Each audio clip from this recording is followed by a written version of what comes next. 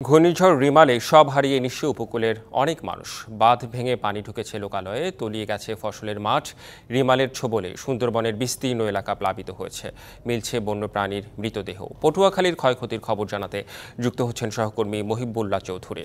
মহিবুল্লাহ চৌধুরী, কি পরিমাণ ক্ষয়ক্ষতি হয়েছে সে বিষয়ে জানতে চাই, সেই সাথে প্রশাসনের তৎপরতা সেখানে কেমন?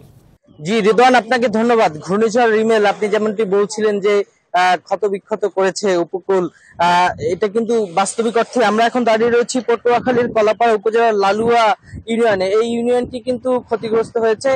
এই দেখতে পাচ্ছেন যে ঘূর্ণিঝড় রিমেল এই ইউনিয়নের যে বাঁধটি রয়েছে সেটি কিন্তু ক্ষতিগ্রস্ত করেছে। একটি বিষয় জানিয়ে রাখতে হয়, আগামীকাল কিন্তু মাননীয় প্রধানমন্ত্রী জননেত্রী শেখ হাসিনা তিনি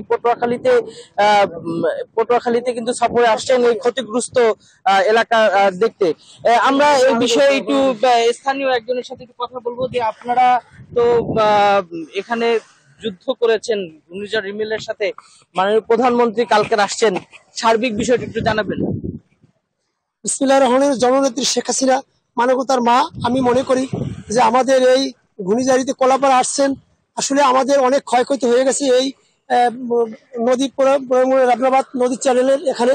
আসলে আমরা খুব এই সাথে যুদ্ধ করে আমরা কিন্তু বেঁচে আছি। ধন্যবাদ। যেমনটি শুনছিলেন তিনি কিন্তু বলছেন যে তারা কিন্তু যুদ্ধ করে বেঁচে রয়েছেন, তবে প্রধানমন্ত্রীর আশায় কিন্তু তাদের মধ্যে কিন্তু আনন্দ বিরাজ করছে কষ্টের মধ্যে। তো পটুয়াখালী থেকে এই ছিল সর্বশেষ রিদওয়ান।